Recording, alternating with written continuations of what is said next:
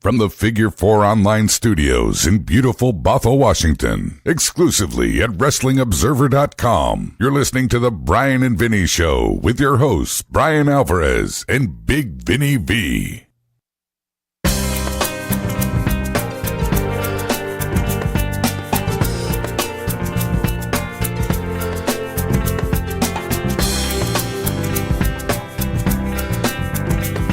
All right. It's the Bryan and Vinny Show here. Where's my computer? That it? Hand me that. No, the computer. This is Rob's fault. I'm sure it is. All right. Hey, it's the Bryan and Vinny Show here. December 3rd, 2019. Figure4online.com/WrestlingObserver.com. Yes, Rob's here today. You should have seen Rob practicing, positioning himself in front of the microphone before the show went on the air. He would go. Position himself. You know what I'm saying? But he's alive this week. Yeah. That's good to hear, Rob. Or see, I guess. Yes, I am alive. And I was positioning myself so that my head, when I did talk, wouldn't be in the frame when you or Vinny were on camera. Oh, is that right? Every once in a while when I lean in, because of the way we have to shoot the three. Because of your giant head. Yes, because of my giant head. All right. Okay. Well, fuck you. How do you feel? I feel Fuck great. me? Yes. You're the one that ate that shit last You're the one week. who's making fun of me. How do you feel? I can't help my head's big. I could have stayed at home. This is not needed. I'm going to get yelled at for trying to get I mean, we got a lot to talk about here today that Rob is not going to be able to help us with. So how are you feeling? I feel fine. That's it? Yeah, no, I was, as Craig accurately predicted on the show last week, about 1 a.m., it started to come back to me, and I made more than one trip to the restroom. Good part of Wednesday morning, my stomach was... Gurgling? Yes, gurgly. Yes, and I definitely... I was definitely shooting a lot of fire. It's reminding you of your idiocy. Yeah. Yes. Yeah. That is not incorrect. But All right. But yeah, outside of that... Don't ever do it again. Of course I'm going to do it again. Oh, why would you do that, Rob? What's wrong with you? It's a glutton for punishment. Yeah, but like, Comes what? every Name Tuesday. one positive that came out of it, aside from some attention on this show. Like in your life, what's one positive that came out of you eating that chip? I know. Because he could. Now he can say he did. Absolutely. I could say I did a lot of things. They don't end up being a positive in my life. All right, Vinny. I hear that there's some sort of big scandal with the thing, the fantasy football. This is news to me. I had like 1,000 people tweeting me about this, and Antonio wants to get me on the show to talk about this. What's going on with this thing? Rob, you know? So there is a question about the lineage, I guess, of the belt. See, there is a scandal. Because, my belt that I had put up in the week one that we've been doing week to week since the league started, it was won by Garrett in the last week of the regular season. You challenged him to a fight. What's that? You challenged him to a fight. I did, yes. I'm not ashamed to admit that. But Garrett is not in the playoffs, so the belt is now held up. There's question to what happens with the belt. I see. Yeah, Promise has said that he is apparently working on or has gotten, or I'm not entirely Rob, sure. talk into the microphone, please. Sorry.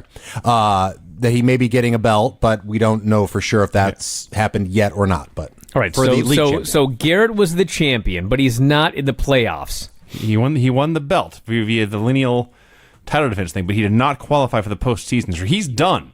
Well, I think it's simple then. I think that the belt is forfeited. Okay. And the winner of the whole thing is the champion, right? Well, you're the commissioner, apparently. Well, I mean, doesn't that make the most sense? Well, what makes sense is never have the belt online until the playoffs. But since we threw that out we the window need some week one, excitement week to week. We need some excitement week to week. The fact that he was the reigning champion and he didn't make it to the playoffs, he must be stripped of the title. All right. I mean, that goes without saying. He can't just hold on to it. He can't win.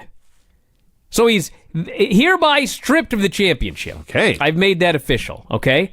So now, who's left? Who's in the playoffs? Before we get to the playoffs themselves, Brian, Okay. as you know, I've had a long-awaited grudge match with that bastard Paul Fontaine. Oh, was that this week?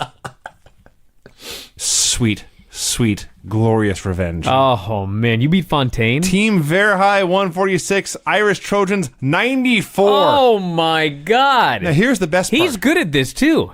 Allegedly. Not as good as me, apparently. Well, apparently not. Now, here's what I'm looking at the box score. This is the funniest part to me. It's not like he had a bunch of guys on his bench he could have put in there. Here's some of his bench players. T.Y. Hilton, 0. Evan Ingram, 0. Golden Tate, 0. Matt Breida, 0. So his starters suck and his backups suck more. I'll look at my bench. I got Darius Guice, 29 points, not in the lineup. Rashad Penny, 26 points, not in the lineup. My bench guys would be his starters. This was a humbling. Wow. This is an out-and-out humbling. Wow. And now, here's the best part. In a mere 6 days, Brian, do you know what I get to do?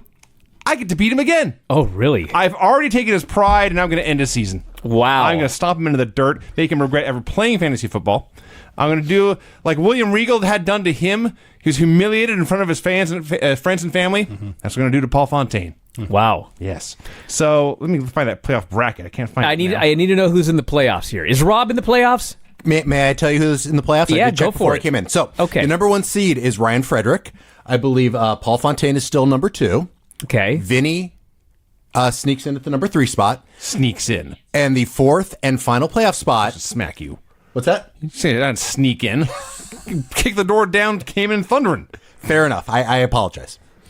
And the 4th playoff spot goes to me. So you are in the playoffs. Yes, I am. Okay, so Yes, Filthy Tom finally at one point in the season did not screw me over, and he beat Semp, Okay, so allowing me to get that means that either you or Vinny could walk away with the belt. This is correct. Wow. Look at this. It's all coming full circle, Vinny. There's still the possibility that Rob is going to get his damn belt back. Well, yes. Wow. Well, look at that. Trying to find the playoff bracket. Oh, It's you and Paul. It's you and Paul and me and Ryan the first week. I'm going to playoff round 1, and it says there's like 6 games. Does everyone get in? They technically add the rest of the teams, I guess, so they don't feel bad about being losers and not making the playoffs. But yeah, it's basically just the 4 of us. There's the playoff bracket. There it is. Okay, so the other guys have consolation games. I see. So they We're not. The belt is not on the line in a consolation game. Yeah, there is a consolation ladder. Yes. I see it now. Yes. Okay, so yes, the 2 semifinal matches, Brian, are Baker Dangerously, which is producer Rob, versus Ryan Frederick, who was the number 1 team in the league. That is a fact. And then in the other semifinal, I get to destroy that bastard Paul Fontaine again. Wow, you still hold a grudge after beating him so profusely? Like there's not even a smidgen of respect that you have for this man? I got so much glee out of it, though. All right, well, there you go, everybody. It looks like we can still finish this season with Rob somehow getting his belt back. But you're the 4th seed. He will have to... So you squeaked in. Yeah. Not Vinny. No. Yes, I find I misspoke. I'm a horrible human being. Dude. And a broadcaster. God damn it, dude. All right, anything else? Just leave my fucking mic on so I can talk. No, I don't want to leave your mic on. That's the last thing I need to do is leave your mic on. You beckon when you have something you need to say. All right, we ready to go here? I suppose. Remember when I was going to give Rob a flag? 9.5 minutes ago, I was ready. It's not been that long, too. It's been 8 minutes, 19 seconds. All right, I was ready at 8. Let's get moving here. WWF Monday Night Raw, December 4th of the year 2000. It's not my fault you're not in these playoffs, Craig. It's not my fault you're not doing fantasy football. I don't like fairy tale football. I don't like fairy tale football either, but maybe I'll be in it next year. Then we talked about it for 8.5 minutes. Yeah, so maybe next year you'll think about it. Okay. Would you rather talk about this boring-ass episode of Raw? That's true, Vince. December 4th of the year 2000, Monday Night Raw. So your Thursday recap for SmackDown is, it's Hunter and Steph's anniversary. Hunter It is. Is it really? Wow. Hunter invites Austin to come join the party, which is, of course, an ambush. He thinks Steve is going to show up unannounced, and Hunter will attack him from behind and kill him. Austin outsmarts him. He tricks Hunter into turning the lights off somehow. And when the door opens, Austin grabs whoever walks in, or Hunter grabs whoever walks in and beats the hell out of him. The lights come up. It's Vince McMahon. Hunter's beaten his own father-in-law bloody, and Austin pokes his head in and laughs, and that's it. So you're telling me that Hunter was having his anniversary, and he invited Steve Austin? Yes. This is a dumb storyline. It was incredibly wacky. Okay. It was. I mean, in his defense, it was supposed to be a trap. He thought Austin would fall into his trap. Well, that's the point. Like, he thought that Austin was actually going to accept his invitation to show up Just at his knock on his door and go in. Yes, yes. It's a very wacky story. We open on Raw with a match. Oh, my God. Let me just start here, okay? It's The Undertaker versus Rikishi, okay? So they alert us that this Sunday, or whatever Sunday it is, I don't know if it's this Sunday or the Sunday after, there's a Hell in a Cell pay-per-view Armageddon. with 6 men in it. Hell in a Cell match at Armageddon. Yes, 6-pack challenge, Hell in a Cell. Is it this following Sunday, or do we have 2 weeks? This is the go-home show. Okay. That's important. All right. Well, it is important. I'll get to that later. So Undertaker and Rikishi have this match, and Undertaker's working pretty hard, and he goes for the choke slam. Kurt Angle jumps up on the apron with a chair. Undertaker punches him. Rikishi hits the Undertaker with a super kick. Undertaker goes down. Rikishi hits the ropes. He hits a big leg drop. The ref counts 1, 2, and in the last split second, Undertaker has like a seizure and the ref stops counting. He doesn't even kick out. Yeah. It's just really weird, okay? He forgot to finish. So then Rikishi hits him with another super kick, and he drags him over to the corner, and he's going to hit the sit-down splash off the middle rope.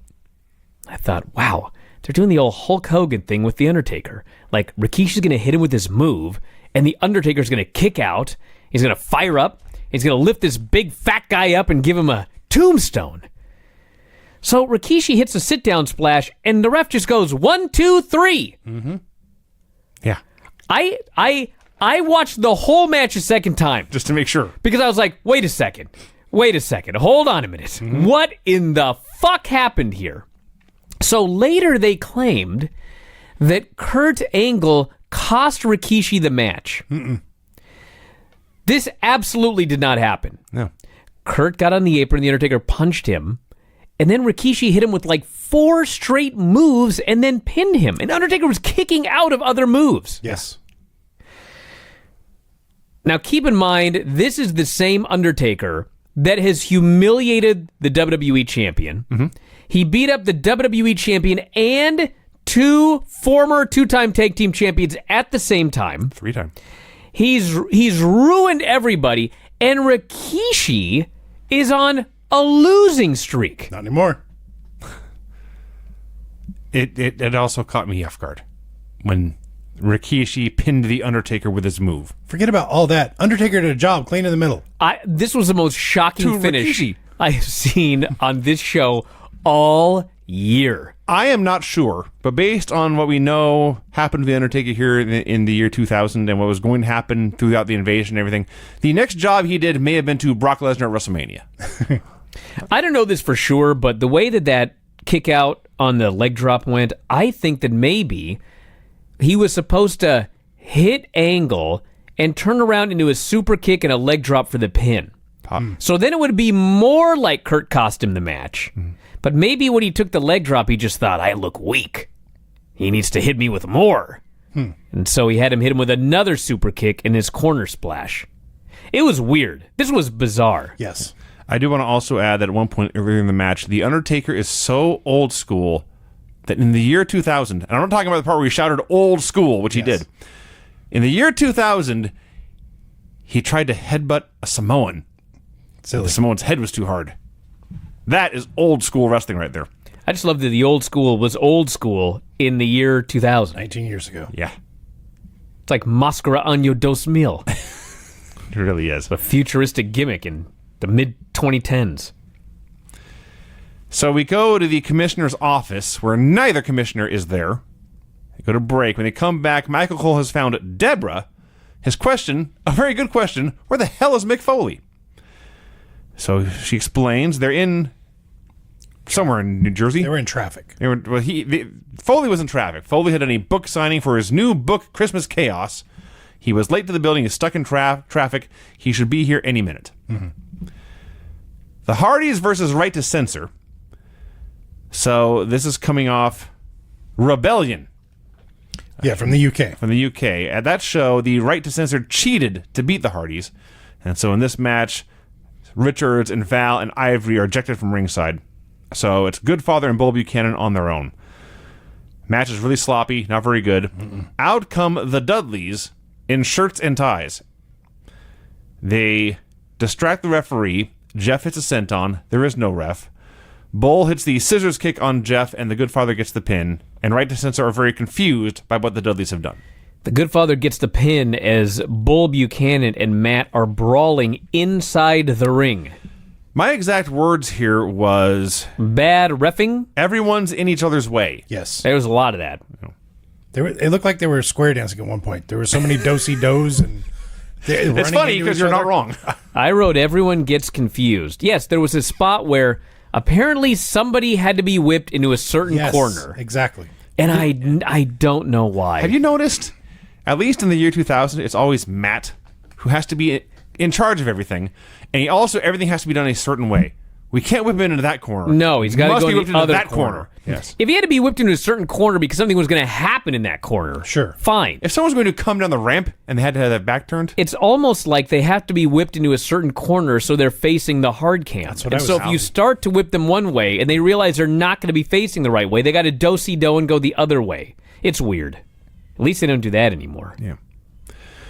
Road Dogg and K-Quick are complaining to Deborah that the Hardys get another title shot when they had the right to censor beat on SmackDown, but Teddy Long let Ivory interfere. They've been a team for 2 weeks, by the way. Well, but the point is, Craig, they had right to censor beat and were unfairly deprived of their victory. Understood. Yeah. So Deborah lets them know Teddy has been reprimanded. Very good, Vince. Easy for me to say. Good English. And they do deserve a rematch, and they're very happy to hear this. But Edge and Christian have been eavesdropping. And they say, hey, wait a minute. We are 3-time tag team champions. We haven't gotten one match against Right to Censor yet. And Dogg challenges them, and they go back and forth, and Deborah books the match. Okay. What do you want me to say about it? I don't know. I thought She you may- booked a match. All right, I'll talk about the next segment. Okay? Dean Malenko goes in the Hardys' locker room. He's got flowers for Lita. Mm-hmm. And he says, listen, all I want is just one chance. And she says, hold on, Matt. He's got flowers. I'm going to think about it. And she looks at the flowers and says, I think about it. I've thought about it. Get out of here. They boot him out of the room. Smacks him with the flowers, and they throw him out. Okay, so he's not being that big an asshole. No. He's actually being pretty friendly. And now she's being very rude about it. He actually apologized Yes. for his prior behavior. She was very, very rude to him on this show, and he did nothing to deserve it. Mm-hmm. Now, before this, and this is important, after her little meeting with Road Dogg, K-Quick, and Edge and Christian, Deborah goes out to the parking lot to wait for Mick Foley. She's wearing a mini skirt, Yeah. and of course, cleavage everywhere. She's half naked in a parking lot in New York City in December. And you can tell immediately she's freezing. Yes. She's shivering. Her Jerry Lawler teeth are made chattering. note of it. He couldn't wait to see what would happen to her in this cold weather. Yes. But yes, so here is where she starts to get cold. Hunter meets with Rikishi. Rikishi is still out of breath from his match. His match was the opener.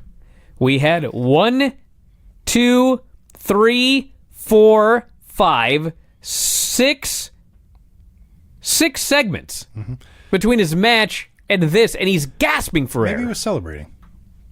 Does Rikishi look like a marathon runner to you? Well, no, but that's a long recovery period right there. So here is the first time on this or any other episode of Monday Night Raw where Hunter explains that in 6 days there will be a 6-man Hell in a Cell main event on a pay-per-view. I mean, they mentioned at the beginning of the show. Did they? There was a graphic. Yeah, because I asked about it. I didn't notice. I didn't miss Yes, that. it was mentioned. Okay, well that's better then. Well, we don't know why. We still don't know why, No. and it's still 6 days notice about this. Yes. 6-way on a cell. Anyway, so Hunter explains there's 6 guys in this match. If we form an alliance, do you think Austin, Rock, and Taker can work together? Rikishi wants to make sure, is everything cool between you and Vince? Because if Hunter is on the boss's bad side, Rikishi does not want. He doesn't want Hunter's heat to fall on him. Oh, God forbid he gets heat by running over Stone Cold Steve Austin. That's different, though. No, it's not. Vince meets with everybody later, and he makes it abundantly clear to Steve Austin, I don't like you, but I do not want to see my investment destroyed. He does say that. Okay, Meal ticket, Rikishi investment. Rikishi tried to destroy his investment. Forever. Yes. And now Rikishi's worried that Vince might be mad at Hunter. It's a bad and dumb storyline. It doesn't make any sense. It's illogical. But Hunter assures him it was a misunderstanding. Don't worry about Vince. And Rikishi agrees, and they do the Arnold Schwarzenegger, Carl Weathers handshake from Predator. Chris Benoit does a promo on the One Billy Gunn, where he simply says what's on all our minds. Someone please tell me what the hell that means. He's the one. I guess there's no other Billy Gunns I can think of. He says, you're the one I'm going to beat for the IC title, which is also Sunday. Hardcore Holly comes out and... Hardcore Holly says, I think the one is you lying flat on your back after I show you what I think about the best technical moron of the WWF. This was not a great promo. That was his line. So they're doing this match, and I was very excited for this match because it's Chris Benoit and a Hardcore Holly. Sure. I'm like, man, these guys are going to pummel each other. They will not hold back. And it was all right, but it was not that For great. 30 seconds is what you wanted to be. Yes. And then the story changed. So Jerry Lawler starts ranting about how Al Gore needs to concede. Oh, God. He's going on and on. Bob Holly hits Benoit. Benoit goes down, acts like he's knocked out. They talk about how it's a steel plate in Bob Holly's arm from when Kurt Angle broke his arm. Lawler says, this Al Gore, he's got a plate in his head. Match keeps going. Finally, Benoit puts him in the crossface. Bob fights. Benoit pummels him, tries again. Bob fights. Benoit switches to the other side, his gimmick arm, and he submits him. The good arm, or the unplated arm. Sure, at which point Lawler screams, he conceded! That made me laugh. Then he adds, take a lesson from that, Al Gore. Sometimes it's better to concede. Admit you're a loser. I'm like, my God. If they had dropped it after this match, I might have been able to laugh at that. Al Gore got more airtime on the show than Hell in a Cell. They talked about him all 2 hours. Now, it's actually funny because they're doing this match, and Benoit's just beating the hell out of him. And out of nowhere, Holly hits one shot with his left forearm, and Benoit goes down like he's unconscious.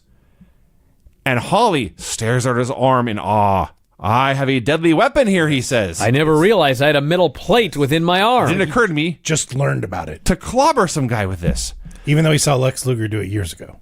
So he tries to pick him up, and Benoit is out. He makes a cover, and Benoit can just barely get his foot in the ropes. So I'm thinking, hit him with a metal plate again. Sure. That's what I would do.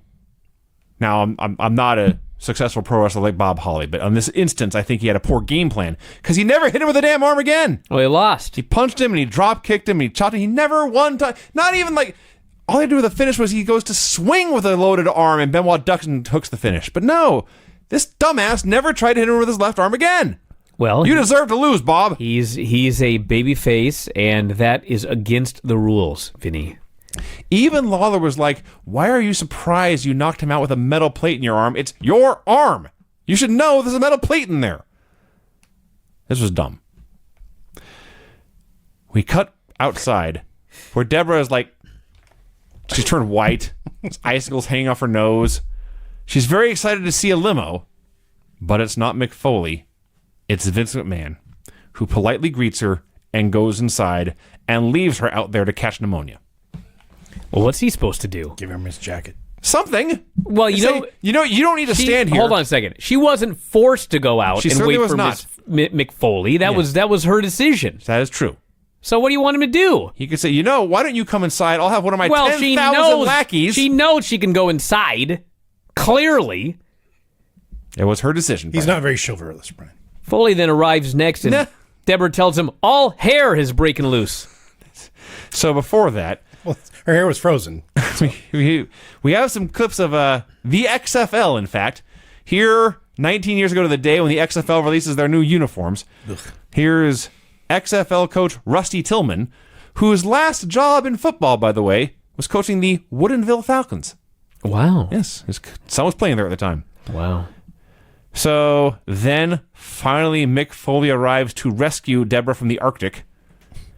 And he arrives in a sedan, of course, and she updates him on everything. I like how you're so concerned about Deborah for a decision she made. She did make it. She could wait inside the building. She chose to go outside wearing no clothes. I don't have any... I have no pity for Deborah. Okay. You have no pity for Deborah, the character. I'm thinking of Deborah McMichael, the human being. I'm who sure probably was not her idea. in real life, they had a very warm jacket for her to wear. I would like to think so. Or she could go inside between these pre-tapes. All I know if is- they were pre-tapes or live, whatever. I'm watching this, and every time I see her, her arms are crossed, and she's shaking back and forth, and she's shivering. I felt sympathy for her, Brian, just on the way she God, appeared. Come on, Because you're a dude. human being, Vince. Come on, That's my fatal undoing. dude. Remember that movie that you watched a long time ago, the martial arts movie that I did? Yes. Do you know how long I had to lay in that goddamn cold puddle in the middle? This is up north, by the way. I realize Everett's not that Belly far north, Everett. but Jesus Christ, it was fucking freezing. Distant reaches. North. I 10 had miles to away. lie in this fucking cold ass puddle forever. You know, it's just Because you know what? It was a big brawl scene, and they were like, you got to stay in the puddle because we're going to be filming everybody fighting, and we may get a shot of the puddle, and you can't not be in it. I fucking laid there in a cold-ass puddle against my will for hours that day. So no, I don't feel any sympathy for Deborah voluntarily going outside to wait for McFoley and getting cold. She could have put on a jacket, You know, right? Everett is known as the Great White North-South. Everett is colder than it is here. Every time I hear about Everett, it's another person freezing to death outside. Yes. It's an epidemic. Yes, Vinny. It's very sad. Yes, we got to take a. Don't even make me truckload look of it up coats here. Up there. I'm going to look it up right now. We cut to angry Vince having a meeting with Hunter. But we never even really got to hear Deborah finish filling McFoley in, because we cut to angry Vince storming into Hunter's office.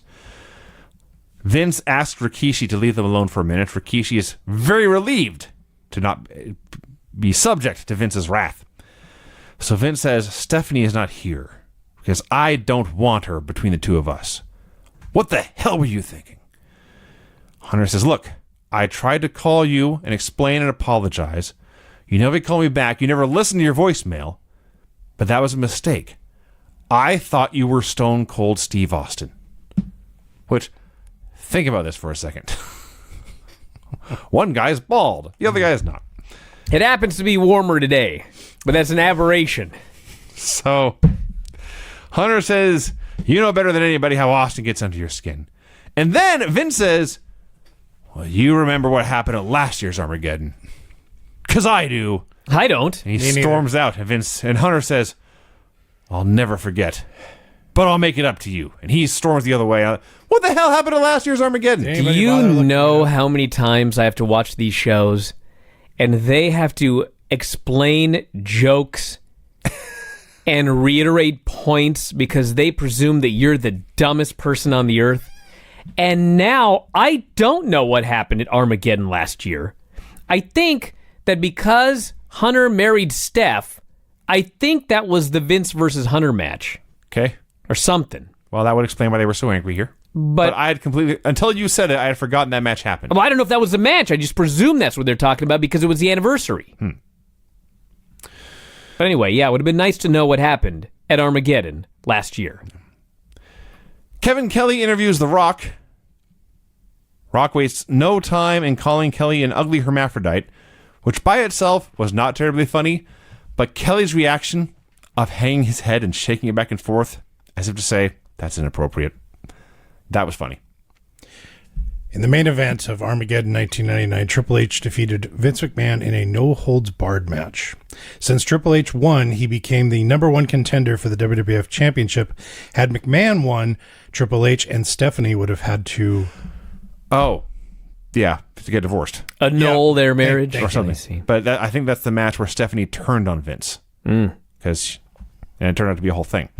Right. All right, so The Rock then proceeds to do impressions. Well, before we get to that, he's talking about Hell in a Cell. And he says it is the dangerousest match. Did say that. Thank you for You bringing that know, up. you know how much I practiced trying to say that word wrong? Because I just could not do it for a long time. I finally got it. The dangerousest match in WWE history. Yes. WWF history. He did say that. So he begins to do impressions of the other five men. And I don't know who from AEW was directing this segment, but please stop cutting to crowd shots when Rock is doing comedy. So he imitates Undertaker being dead, and Rikishi saying, I did it for The Rock, calling him a thong-wearing fatty, and Angle being a goody two-shoes, and Hunter always speaking like this, and And then he gets to Austin. And he saves Austin for last, of course, because they're his greatest rival, but also the other top guy. And I thought for a second he was going to be serious about Austin. But no, he put on the Austin camo hat, talked about pickup trucks and whipping ass and drinking Steve Weisers, listening to the Backstreet Boys, which is not an insult, and he vowed to regain the title. Undertaker gets some kind of bad news from Mick Foley. He storms out of Foley's office and goes, "Damn!"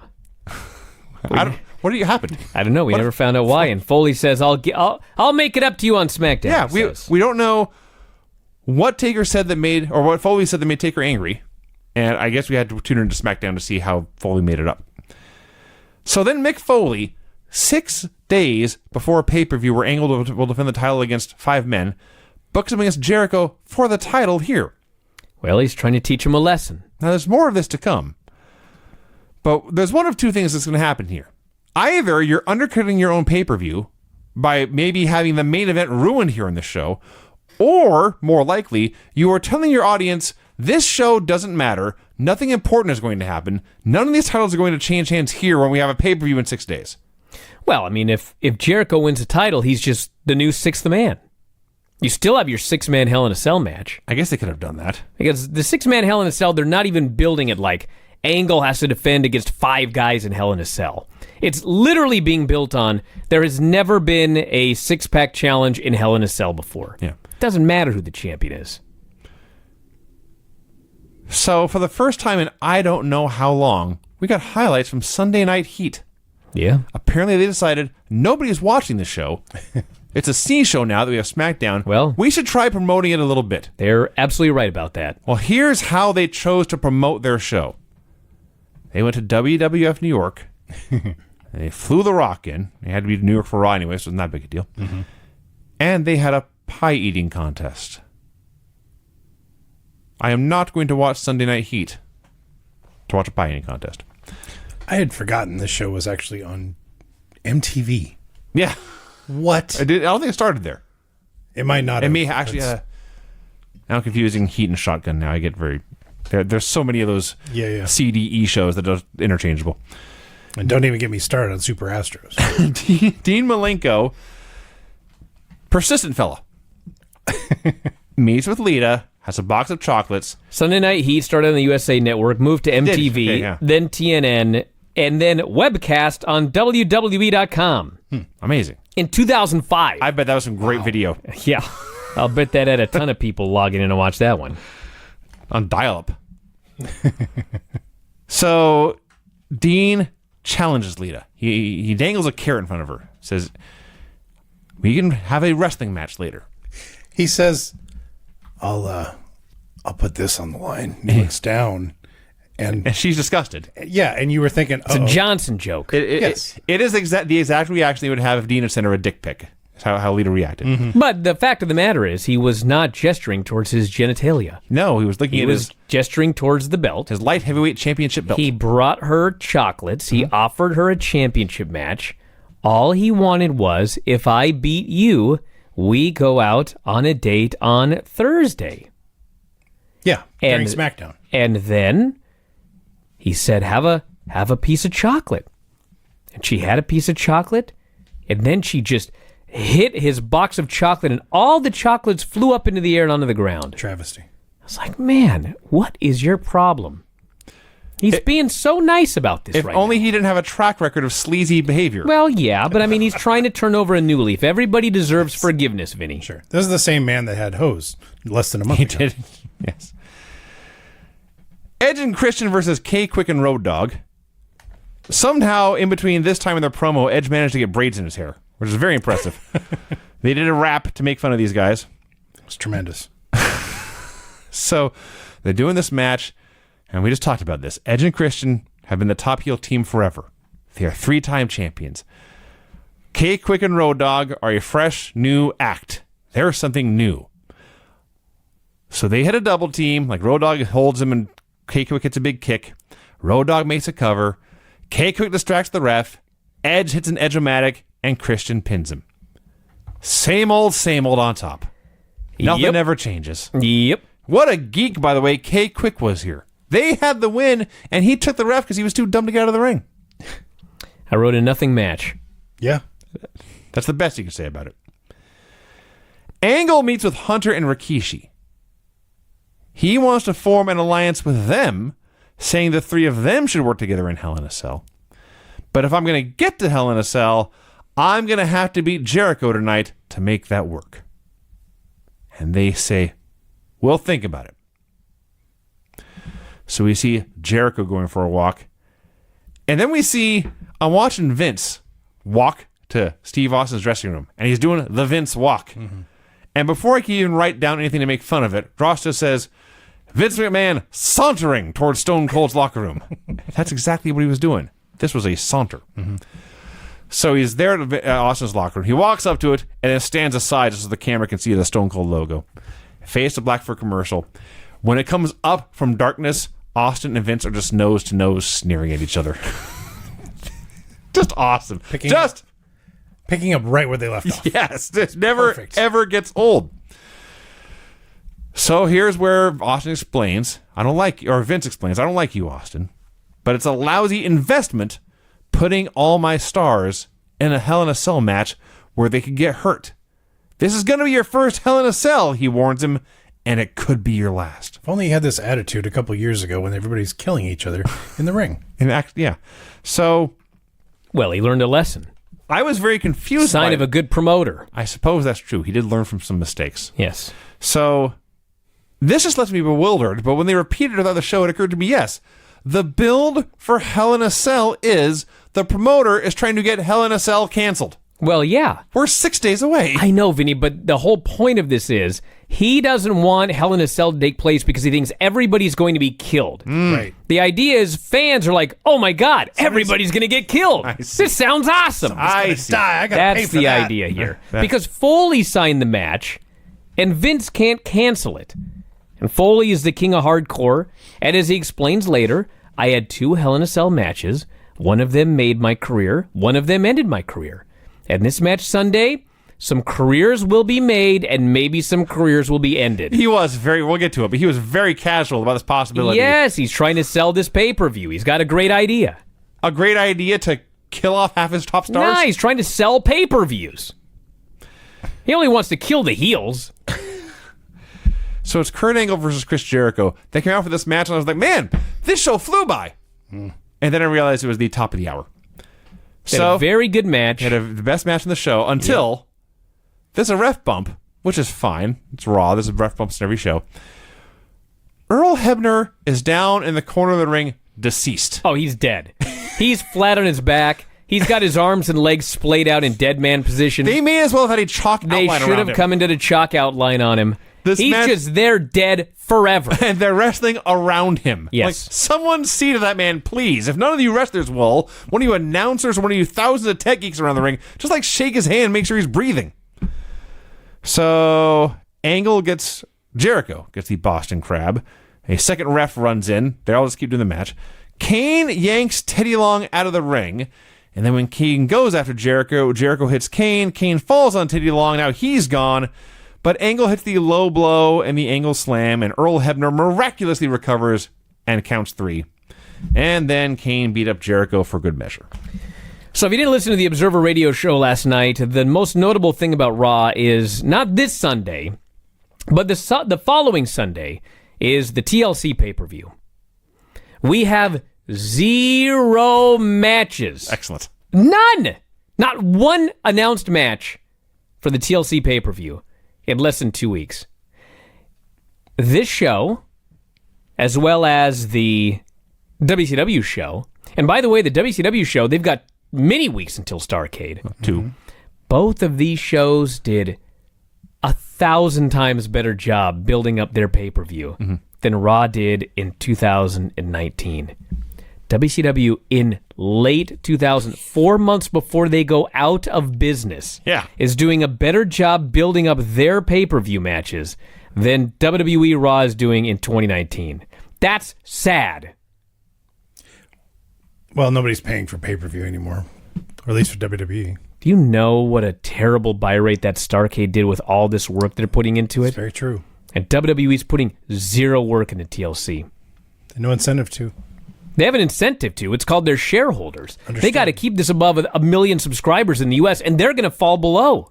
They're going to fall below 1 million subscribers in the U.S. They haven't been below 1 million subscribers in the U.S. since 2012. Wow. Or whatever year that thing launched.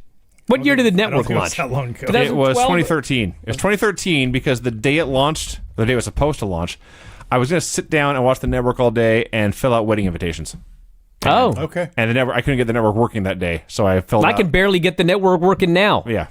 So I filled out wedding invitations. back to square bored. one. Yeah, it launched February 24, 2014. What? That's what it says. Vinny? I got married in 2014. That I know. Okay. I had invites. So yeah, I would have invited people in February, a year and a half before. That would be pretentious. Gotta give him time. I would give him time. So Angle storms into Rikishi and Hunter's room, and they're just sitting there drinking water, cool as can be. And Angle asks, "Where the hell were you guys?" And they said, "Well, we were gonna come help you, but when we saw Kane came out, we figured you were all right. Besides, Steph was right. You really don't need help anymore." He's about to leave in fury, but they say, "Kurt, you had a good idea about this alliance. Come have a seat." Let's talk about it. He sits down and says, "What do you guys have in mind?" And we fade to black. Billy Gunn versus Val Venus. So China's back with Billy Gunn. China is back. I got to make sure that I mention this because we talked about it last week. Billy Gunn has asthma. Okay. Yes. So that's probably why that match where he was totally gasping for air like 1 minute in, and we went through his whole timeline of matches he'd had recently, probably was having an asthma attack. Okay. So I want to make sure we got that out there. Well, that sucks. Yeah. So they actually zoom in on a sign in the crowd. There's like 6 guys. Each Oh guy has my a sign. God. Each guy has a sign with one word, and the sign reads, "The one badass Monty Sop." That wasn't the one I was laughing at, but you know during Raw, when there's a commercial break, they do the gimmick where, hey, everyone hold up your signs, we're going to read the signs. Yeah. Well, it's 2019, and they don't really focus on signs anymore, so nobody brings signs anymore. Right. So they say, everybody hold up their signs, and there's like 5 signs in the building, okay? Good news is, those signs are all spelled right. There was a lot of signs in 2000. Yes. There are people spelling Kurt, K-I-R-T. Even Jim Ross is like, I'm like, my fans God, are devoted, but they can't people. spell. This is the bottom of the barrel. You can't spell Kurt. Were they in San Antonio? Oh, I see where you're going with that. I was like, no, they're in New Jersey. Anyway, so Billy also defending his title here 6 days before he defends it again. Now, this is not as bad as last week's match, but Billy did spend this entire time not moving. He's on the mat selling, or he's in the corner selling, just doing nothing. Val's putting him in these wacky lucha holds I guess, actually, yeah. straight out of his CMLL championship reign. China and Ivory are screwing around, and anyway, finally, China hits the ring, attacks Val for the disqualification. Yeah. Billy Gunn can't beat Val Venus. No. Gotta have a DQ. Ivory goes after China. China doesn't sell it. Ivory's got a meme-worthy look of horror on her face. China gives her the sloppiest running power slam you've ever seen. And we've seen British Bulldog do this move. That was his finish. Yeah. And then Val kills China with a lariat over the announce table, just kills her, kills Billy in the ring. When it was over, I was like, what am I watching and why? That was my question. That's a good question. But let's review the one Billy Gunn here. He got beat up by Val Venus. His title was saved because his apparently girlfriend interfered for the DQ. Right. And then he got beat up by Val, who also beat up his girlfriend, and then beat him up again. I think Billy Gunn got beat up 3 times in the segment. Val needs a championship match immediately. Val was clearly the He winner is here. a world beater. Vince meets with Rock. Vince tells The Rock, you're the most intelligent WWE superstar. Amen. I mean, when you watch it in 2000, you're like, I mean, he's funny, but like, why is he so much smarter than everybody else? Now you watch in 2019, and you're like, yep, he is the smartest WWE superstar of them all. It's not close. And Vince says, you have more to lose than anyone else. That's true. Also true. And Rock just says, The Rock appreciates your generosity. The Rock appreciates your concern. Thank you. That's where it ended. Yeah. So, before the match, of course, they show everyone walking. Lita's going for a walk down the hallway looking all stern. And then Dean's in front of the mirror. cologning. Hey, he's got to smell good for this match with Lita. They had a fine match. The debut. Malenko did a good job carrying her. You know what this was? Dean Malenko doing his absolute very, very best to make Lita look like Rey Mysterio Jr. Sure. Okay. A lot of the same stuff. Okay. She finally goes up top, diving Hurricane Rana. Dean catches her and kills her with a power bomb. Oh my God. That's awesome. And then puts her in a Not for her clover leaf neck. for the submission. She power bombs into her back and her head folds up all the way into her chest like a transformer. Just brutal. Well, it looked good. If you're not a fan of her neck. Well, And yes, he put her in the clover leaf and she tapped out. And then afterwards, she was able to slap him and walk away. I don't know how. they also You know, it's possible because the way that she dived, she may have been too far away from him. Yeah. And so he had to leap in to actually catch her. Yes. Nice. And so that's why he was falling forward and she landed like high on her neck. I don't think he tried to kill her here.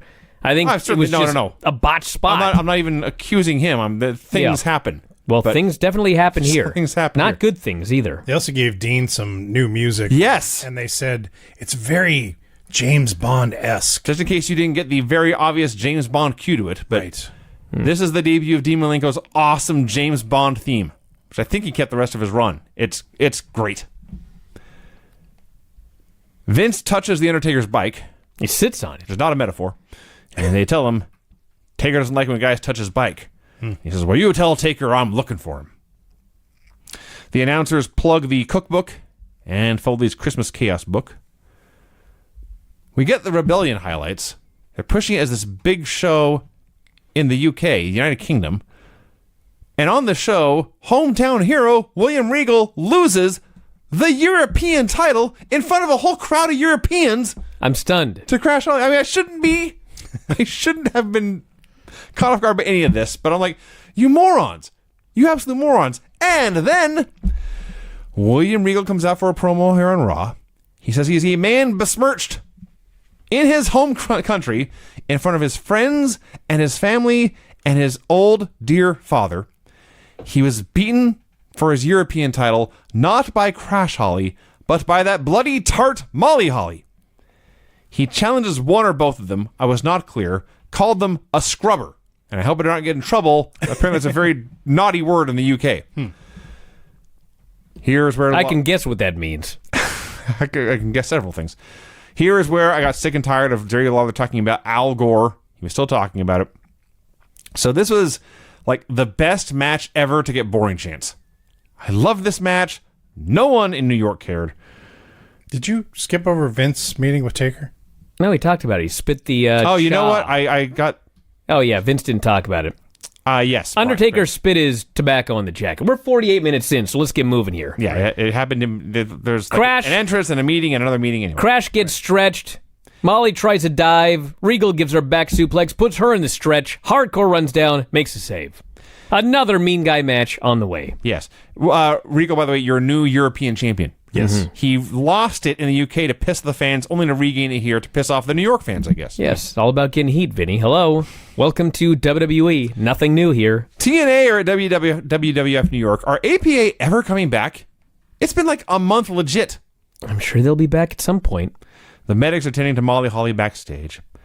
Cole interviews the two commissioners who book Regal versus Hardcore for the European title at Armageddon, and Kane versus Jericho last man standing at Armageddon, which I believe when we looked it up was like Kane's best ever singles match.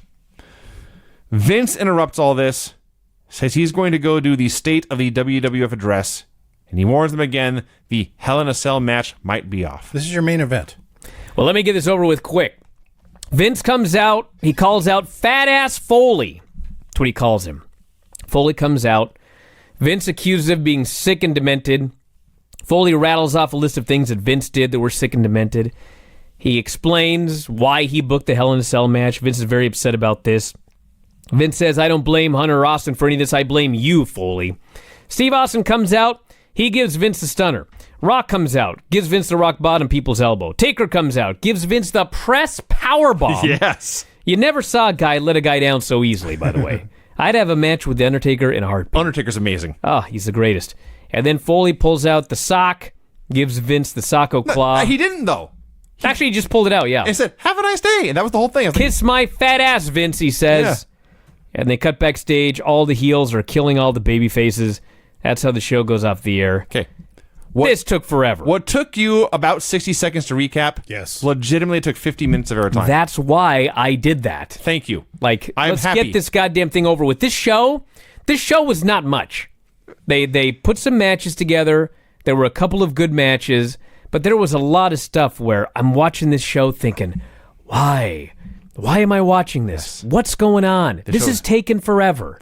I got it. It was terribly boring, absolutely nothing important, and very little entertaining. The very last thing you see is all the baby faces down and Rock bleeding profusely. Yes. The very last thing I saw was there's blood on my screen that I couldn't wipe off because apparently it was on the lens.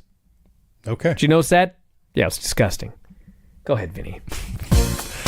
The finishes on this show were pin after multiple distractions, pin after distraction, clean submission, pin after 2 ref bumps, a distraction, and a low blow, DQ due to interference after belt shot, clean submission in an intergender match, and clean submission. All right, let's get this Nitro thing on the road. The show now has a new open, which is Jarrett hitting somebody with a guitar. This is their running gag. It's WCW great. Monday Nitro, December 4th of the year 2000. They're at the University of Nebraska. So they went to Nebraska Stadium, a huge building, legitimately seats 85,000 people for football games. Grief. There's 2 people in there. They go to this cavernous structure. It's huge. And there's one guy with a corn hat saying, "Go Huskers," and Jarrett walks by and waffles him with a guitar. That was wacky. So, correct me if I'm wrong here. About a week ago, I added it all up. I watched more than 24 hours of wrestling in a week. So if I forgot something, I apologize. Was Mayhem the previous Sunday? It wasn't the night before, right? This is 8 days after Mayhem. Okay. 2 nights. That's what I thought. But then, like, there's all this stuff happening. There's Mayhem clips. There were Mayhem clips, and then later, DDP and Nash came out as tag team champions. Were they even on the show last week as champions? Yes. Yeah. They were? Yes. All right. I was like, did this just happen? A lot of this felt like it was the night after Mayhem. Yes, and they not were 8 days booking later. it like it was the night after, but it wasn't. It was 8 days after. 8 days later. All right. Yes. It's 3 shows later. So the Thrillers are standing there waiting for their cue. The director gives them their cue. They begin to walk. They go up to Oklahoma. Because they're in Nebraska, Yeah. they must get heat by bringing out Oklahoma. They go over their script that Sanders has apparently written for Oklahoma. Oklahoma wants security because, as he says, he's going to get a lot of heat. So they go. Oklahoma comes out in Nebraska, which looked like Full Sail. It was Now, like before- a small arena. Before we get to this, they announced that tonight, the main event of the show, they announced the main event in advance. Scott Steiner versus Huge Erection. Yes. That's the main event of the show. It was. Which, when I heard it, I thought, what? But then they explained that he's the United States champion, and he has earned a shot at the World Championship. Makes sense. Fine. And the people were behind the erection. It's better than being in front. So Oklahoma's out here killing time forever. Even the announcers are like, "You only got 6 minutes, guy." He's making 20-year-old college football jokes. Let's cut to the chase. It sucked. He says- I wish I could have switched to Raw, but I already watched it. He says literally nothing, and Sid comes out, or my notes. Sid came out. God, I miss Sid and his music. This fucking music. It does not fit Sid at all. But it's so good. You know what I'm saying? You should have like Frankenstein music or Yes. something. He He comes came out out- into this fucking song. I don't even know how to describe it. It's It's like a very love generic- ballad from the 80s. No, Kinda. It's got this weird fucking tune. So he comes that's out not how I would describe the song. and he hits this guy with the big choke slam. And then Sanders sends out the cops. They cuff him. Sanders tells him he's SOL. And we know what have that to means. watch them follow Sid all the way from the ring, down the aisle, backstage, through the building, out to the car. I'm like, are you kidding me? At least we got to watch that and not more Oklahoma. That's true. But God damn, this took forever. And the whole time, when the cops come out and cuff him, lead him back to the car, over and over and over again, the babyface announcers are saying, "For what? Yeah. For chokeslamming Oklahoma? Yes. It's illegal to chokeslam people. Don't do it. You'll get arrested. When Sid came out to the ramp, he pointed at the ramp. He says, "I command you to stop." And I laughed and laughed and laughed. Oh, first, Oklahoma says, "You're going to get such heat if you come in here." And then his next line was, in fact, "I command you to stop." Hey. That was the funniest thing Oklahoma ever did. On Raw Monday, it was illegal to have your restraining order violated. Oh, weird. So Steiner meets with Sanders. He wants Sid tonight. Sanders says, "I'm sorry. I can't do that. Ric Flair had Sid arrested." What a puppeteer Mike Sanders turned out to be. Mm-hmm. And Steiner snaps and says, "You tell Flair nobody's safe, especially Flair." Pamela Paulshock and her giant red cowboy hat is interviewing the Filthy Animals. She announces Conan will be wrestling Jarrett, which sounds awful. Billy Kidman tries to be funny. He's the most not funny person I've ever seen in my life. I don't know if I'd go that far, but this is pretty not funny. Conan challenges Jarrett and the Heresies to a Filthy Animals street fight at Starrcade, but he won't tell them what that means. Chavo Guerrero Jr., not Lieutenant Loco, versus Kiwi. That's right. The MIA apparently broke up. Well, Thunder. just Chavo. Just Chavo. So Kiwi comes out. I'm pretty sure that Booker T saw Paisley in these pants and decided, I'm going to marry that woman. Yes. I thought the same thing, actually, but then I realized I was already married. Yeah, it won't work out too good. Yeah. So Let's cut to the chase. Chavo gets a chair. Paisley Decent takes match, it away. They keep wrestling. impossible to care about. Chavo wins with a brain buster. Yeah. What more do we have to say about Kiwi versus Chavo? Flair tells Sanders, "You don't have the power to throw Sid in jail." Well, apparently he does. You're not paying attention, Rick.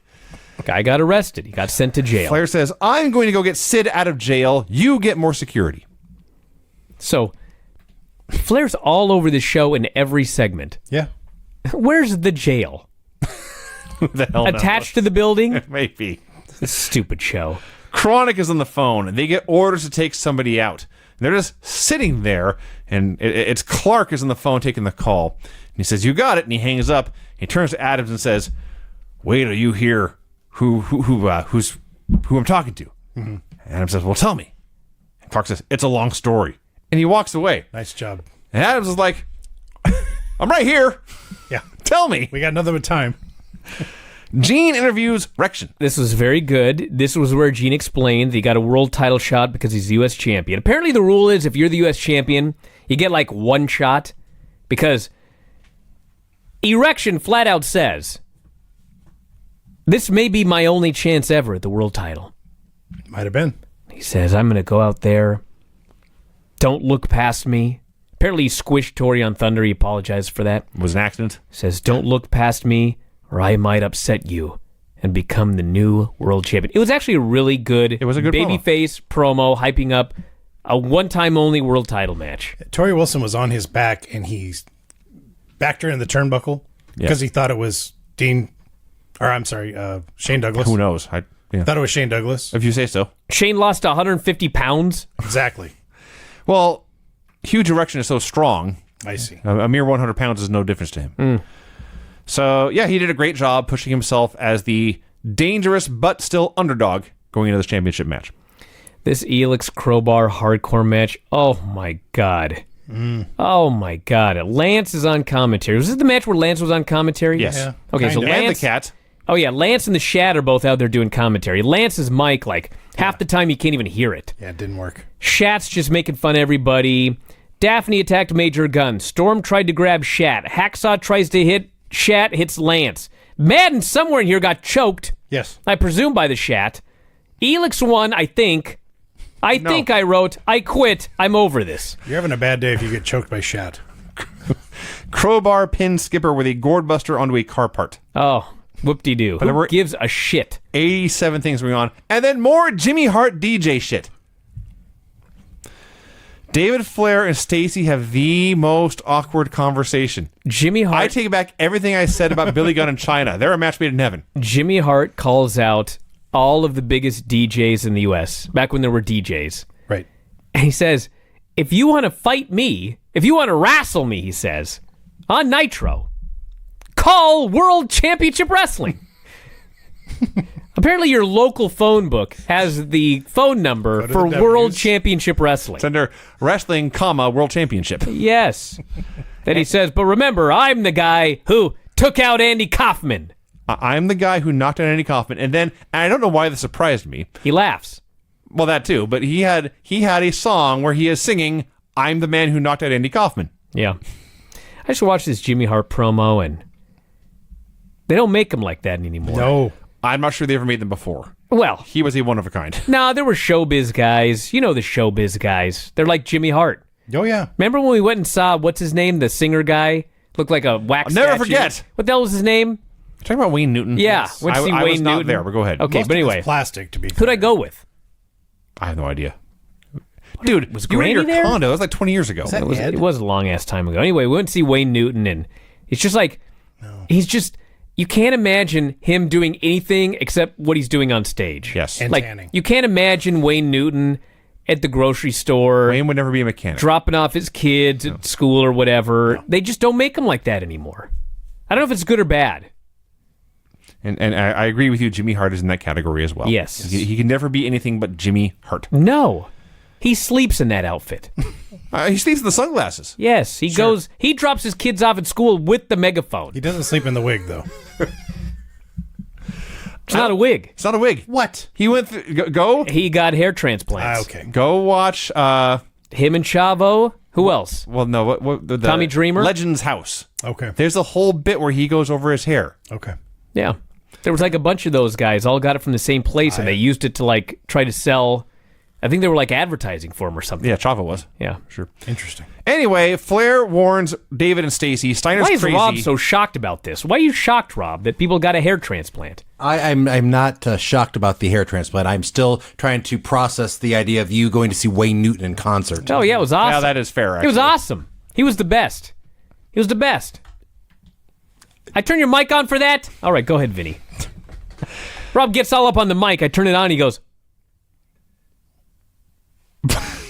that's what happened. Well, that's going to make the video clip. What honestly, what else could I say? Well, I don't know. I mean, how old were you when this happened, by the way? I was a grown-ass man, Rob. This was like 15 years ago. It was great. I'm glad It you was enjoyed it. awesome. I loved it. Go ahead, Vinny. Flair warns David and Stacy. Steiner's crazy. He might kill you. I'm having security take you away. Reno Did you go over what Stacy said, how she didn't want to lose him completely? and something about I will She tell you who the just- father is, but not now. She just wasn't ready to get married yet. I'm going to tell you who the father is, just not yet. Yeah.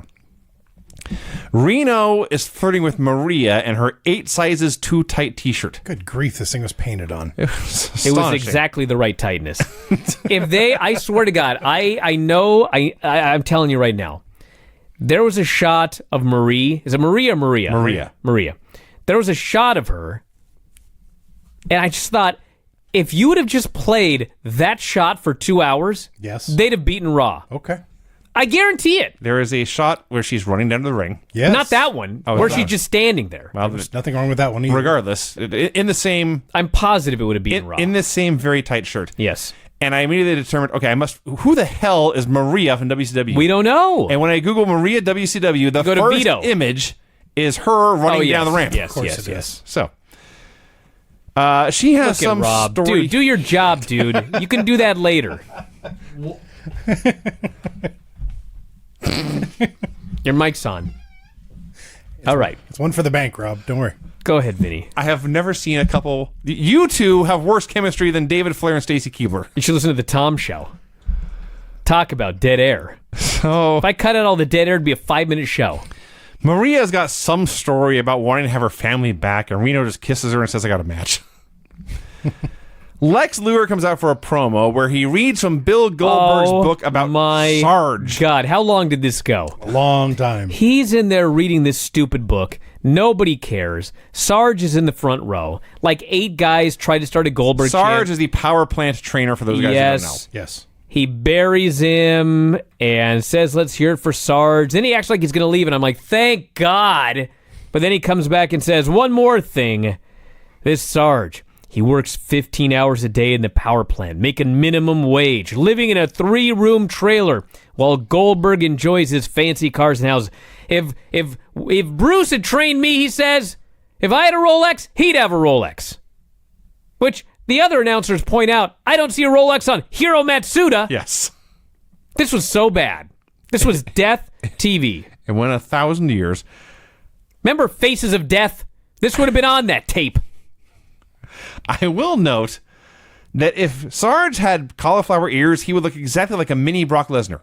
He does look like a mini Brock Lesnar. Absolutely. So There's a UFC ref that looks like him.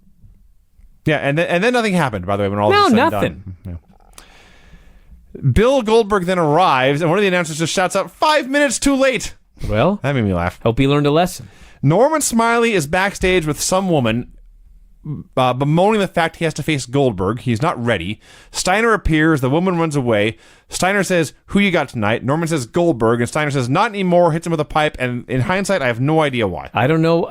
Norman should thank him. I guess, yeah. Shane Douglas does a promo, and he also refuses to say huge erection. He calls him Hugh Morris. Refuses to believe. Hold on. I'm going to read what I wrote. I don't know why I wrote it. Maybe you can translate. Shane vows to lay Hugh Morris's ass up. Well, that's more or less what he said. Is that what he said? Well, not in those words. What does that mean? It means what he said was he doesn't believe it was an accident for what happened to Tori Wilson. Right. He's going to put him in the hospital right next to her. I see. He's going to lay his ass up. All right. Not like knock him up. Well, I know that's that. completely different. I never wrote a line like that before. This is on you. I was just reciting what he wrote, I guess. Says, you took something near and dear to my heart, and the franchise will do the same thing to you. Kiss your U.S. title goodbye. He took something. She's dead. She got squished in the corner. Apparently. I thought this was a really good promo. Well, Shane Douglas is a good promo. Yeah. This is a very good, even by I didn't his standards. appreciate him at the time. Because when he was in ECW, he swore all the time. Right. And I thought it was just cheap heat. And it was the same promo every week in Yeah. ECW. Yeah, but actually he was a very good promo. Yeah. General Erection and the Wall are having a meeting. They see Lash LaRue talking to Chavo, and they call Lash to come over. And he starts to come, and Chavo's like, no, hey, stick with me. And they go back and forth with him eventually, and eventually Lash leaves with the MIA. Mm-hmm. They're having a lover's quarrel, apparently. Yeah, you can't talk to people we don't like. He quit the gang. Yeah. Flair tells Arn Anderson and Fit Finlay, they're in the gorilla position, tells them, everyone who has a match, as soon as their match is done, get them out of this building so Scott Steiner can't kill them. It's like Godzilla is coming into town. But Get everybody out. It's not so dangerous to cancel the show. Right. Just as soon as they're done, get out. The show must go on. Yes. But after that, 2 Count versus the Insiders. All I wrote was an excellent, complete burial. That's Yes. what happened. Yes, they destroyed these guys. We want Hall chants. Fans didn't get the memo. By the end of this, the Insiders destroyed these men. They hit their finishers. They pinned them both at the same time. And the place went nuts. They did. Somebody came off as a star on the show. Great. Yeah, DDP and Kevin Nash. They're 105 years old between them. Well, actually, probably more, legit. But Nash got the hot tag. 2 Count ran into him. He powerbombs Shannon. DDP cutters Shane. Nash pins both of them at the same time. if it had just ended here, fine. and Nash gave Shannon Moore a hip toss that he almost died on. It was give him the Beal, where he was so focused on getting him high and far, he forgot to rotate him. Right. And he almost came down on his head. So the Thrillers come out. They also call out Flair. So this segment here is just amazing because first Sanders makes a gay joke. Then he calls out Flair. Then he shows footage from Mayhem. Kevin Nash pinned the wrong guy. Yeah. Right. You're really going to air this right after Kevin Nash pinned 2 men at the same time in a tag match? I'm like, God damn, is this that hard? And then Flair tells him to give the belts back. He says, you guys can get a rematch at Starrcade against the Thrillers for the belts. Sanders heads to the ring, and he's just got to get the belts. It's 5 minutes. There's no angle. Nope. There's no beating. He just goes as slowly as possible. They slide the belts to him as slowly as possible. I can't take it anymore. My notes here read, Do something. Christ, this went forever. Jiminy Christmas. Now, so they're doing a match at Starrcade. So the perfect event hour, the tag team champs again? Do I have that right? Yes. Yes. Okay. Yes. All right. This was just weird. Mike Awesome is going through the parking lot in his leisure suit, talking about how cold it is, like Deborah, when Bam Bam Bigelow jumps out of an ambulance. No, it's even better. He's walking through the parking lot, and the door flies open and hits him. You don't even know why. It's just like he walked behind an ambulance, and the door flew open and hit him, and he goes, ah! He's like selling it big. And then Bam Bam Bigelow jumps out of the ambulance. What in God's name was he doing in there? Don't know. Did he drive it to the building? Is this his other job? Is he an EMT? He jumps out there, he beats this guy up, and that's it. This is one of those things where when you're watching it, it just blends in with all the other crap on Nitro, so you don't really, it doesn't register. And just thinking about this now, Mike Awesome is walking the parking lot in his leisure suit. He's cold, and Bam Bam Bigelow jumps out of an ambulance and kills him. Yeah, it's ridiculous. That's funny. It's ridiculous. Reno comes out for a match. Then Chronic comes out. So, okay, somebody paid off Chronic to take out Reno. Yes. Right. Fine. They start to do a match. The ref immediately calls for the bell. So, what was the match going to be? Well, we don't know. The guy never came out. They just beat on this guy. But Reno was fine with doing a match with Chronic. So was the match Reno versus Chronic? No, I think Reno was supposed to have a match. Chronic ran in before his opponent came out. Well, he didn't care. Well, he's an idiot. What a coward! What a heroic heel Reno is. So they get in there. The ref immediately calls for a DQ. I had no idea what was happening. Here's the shot where, first Maria is watching on a monitor backstage. I think it's just Marie. Whatever. But anyway. She's not around long, I don't think. She looks at the director, gets her cue, runs to the ring. A lot of that in this show. At which point Manon just randomly asks, is she wearing underwear? Yes. What? Well- Why did he ask that? Well, she wasn't wearing a bra, obviously. Actually, she was. Excuse me? She was. Trust me. Well, she looked unemployed because there was no visual means of support. Vito made the save, and then I wrote, and I quote, Marie runs to ringside, and I wrote nothing else. Well, you're not wrong. So, yes, Vito saved his enemy, Reno, from Chronic, who was paid to attack Reno by somebody. Well, maybe he's no longer his enemy. So Vito obviously paid him off, right? No, Vito is the brother of Marie. Yeah. I mean, maybe he did, but Right, and Vito... I think there's just... And there's a Romeo and Juliet thing going on. Yes. I don't remember, and I don't care. Yeah. Another Glacier video. This week, Shivani and Madden are laughing at him, but Hudson is refusing to... No, he is a tough guy. The gimmick was silly, but that was a tough dude. Mm-hmm. Crowbar is happy to be he's happy to be working with Daphne again. Yes. And she's very excited and all aflutter. But then when he leaves his locker room, 2 Nitro girls follow him. Right. And she is heartbroken. She is forward. And some tech geek comes up to get the crate she's on. She hisses at him. He leaves, and she hangs her head and sulks. Poor lass. Flair tells security he could not get Sid out of jail, so everyone backstage is in danger. Security needs to split up and find this guy. I didn't realize how funny the show was watching. It's ridiculous. It's absolutely ridiculous. Ric Flair says, I couldn't get Sid out of jail. Yes. Therefore, we're all in danger. Yeah. So everyone split up. If you get in trouble, call for help. We could not... Think about this, by This is the what way. I'm not making this up. Sid got arrested for no reason, yet his bail is apparently so high that Flair can't get him out of jail. He got arrested for chokeslamming a man. Well, assault and battery. I guess you can't do that, Vinny. No, I'm well aware. This is like Mothra coming to the city, and they can't release Godzilla. Here, But there not should wrong. be bail. Sure, but not That quick. bad a crime. here is why I didn't realize how funny this was at the time. I wrote down, I am exhausted trying to type as fast as things are happening. So I was working so hard, it didn't register. Am I Smooth versus Goldberg? So glorious. Steiner took out Norman, so Am I Smooth could have a match with Goldberg instead. What? Well, I don't think he did that. I think he just took out Norman, and then WCW was like, well, dude, we need somebody for Goldberg. Get the limo driver. Get the limo driver. He's not booked. They briefly tried to work. It was terrible. Yes. And then So they Goldberg shot. Goldberg it did actually. Goldberg shot on him. It was much better. Yes. Steiner is doing some curls and threatening Flair. Goldberg did go hug Sarge afterwards. Sarge was a very important part of his career. He's in also this book. 27-0 now. Great. Jarrett is a promo. Wasn't he 11-0 last week? Oh, who cares? I care. That's a big jump. I think it was 20 last week, but still. So he had 9 matches? They're not even running house shows. Or 7, by my calculations. What? I mean, it may as well have been 9. Jarrett is a promo. Says, filthy animals you call the Harris Brothers hillbillies. I'd rather have them than your jacked up termite friends.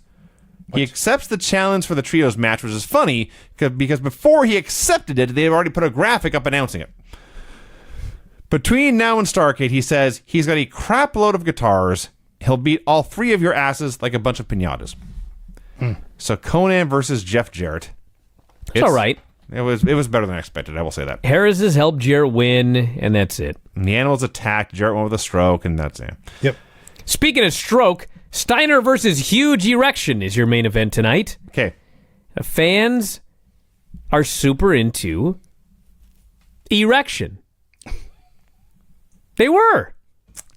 Everything he did, They were all over him. they popped for. No. Oh, God. Steiner does this crazy promo for the match. We're salivating. He says Flair has until the end of this match to Throbbing with excitement. present Sid Vicious, he says. Otherwise, I'm going after Flair. Yes. And if you want to know what kind of mood I'm in, stick around and watch what I do to this U.S. champion.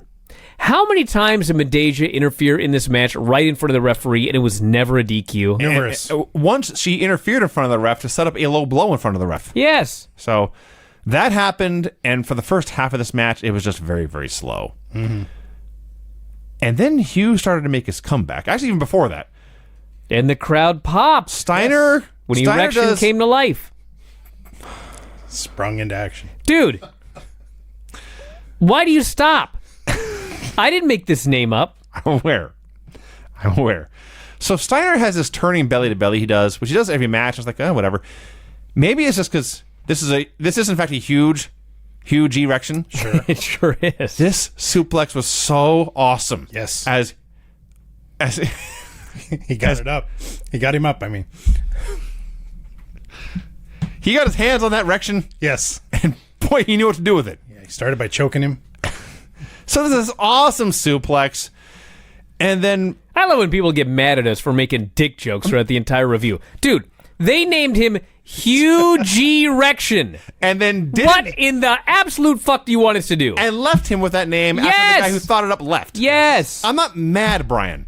I'm not talking about you. I'm talking about other people that are like, oh, more erection jokes. Like, his fucking name is Huge Erection. Yes. So he hits a big pescado. He's coming back on Steiner. There's a big giant belly to back suplex. He goes to the moonsault. Steiner just barely kicks out. And Steiner's on the ropes, but he dodges a corner charge. He hits this exploder, suplexes him right into his head, does the big rabbit elbow to the back of the head, puts him in the recliner, and wins. Okay, this got off to a slow start and had a terrible gimmick, and there was all sorts of interference throughout. But the second half of this match was so awesome. Very This is a good. very good match. This is Mark Madden two- yelling, fly, fat ass, fly, as Hugh Morris does a moonsault. I Yes. thought Mark Madden, Yes. Well, that guy should have beat your ass after this show. and he should have. It's hypocritical, but it was a line from a movie. It was from Mulk. Doesn't matter. Oh, yeah. So this was two big, scary mofos clobbering each other and throwing each other around. This is my favorite kind of wrestling. Then the world champion, who just beat the U.S. champion, says, I don't see Sid here. I'm heading back to kill Ric Flair. Your time is up. Your ass is mine. Starts heading back. Yes. So he can't find Flair, so he decides to kill Arn Anderson instead because everyone else has been sent home per Ric Flair's plan. The announcers are pushing Arn's neck injury. He could be paralyzed with one bad bump as Steiner's tossing him hither and yon. And I'm thinking to myself, where's Flair and Goldberg and Nash and any hero? They did cut to the back where Fit Finlay was holding Ric Flair back from making the save. I guess because he's the CEO, he can't save his friend from death. Goldberg finally comes running out, but just as he gets to ring, Lex Luger broadsides him into oblivion. It was awesome. This is it was the exact same spot and almost as spectacular as Keith Lee and Adam Cole. Absolutely. So Lex is wailing on Flair and Goldberg, and he's wailing on him and wailing on him, wailing on him, and I can hear the crowd cheering for something, and I can't see anything, and I hear one of the announcers just say, Sid! But I can't see anything because I'm still seeing Lex. Eventually, we get to a wide shot, and Sid has somehow gotten out of jail and into the ring. Somewhere in here, Dwayne Bruce gets a chair shot right to the head from Lex Luger. That's when all the security ran down. I guess security's still in the building. Security jogged down very leisurely. Yes. This is the worst security. Like, they're horrible. Sid is there, better late than never, runs wild, And Sid bodies everywhere. Sid and Steiner are being held back and trying to be separated.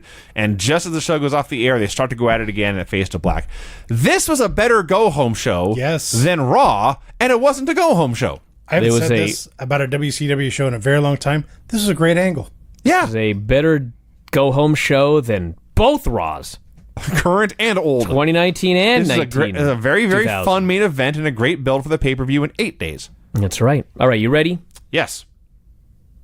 Well, here we go. The finishes on this show were clean pin if you ignore the guy trying to use a chair, pin after all sorts of shenanigans in a hardcore match, clean pin, DQ for some reason when two guys beat up one in what may or may not have been a handicap match, clean pin, pin after interference, and clean pin.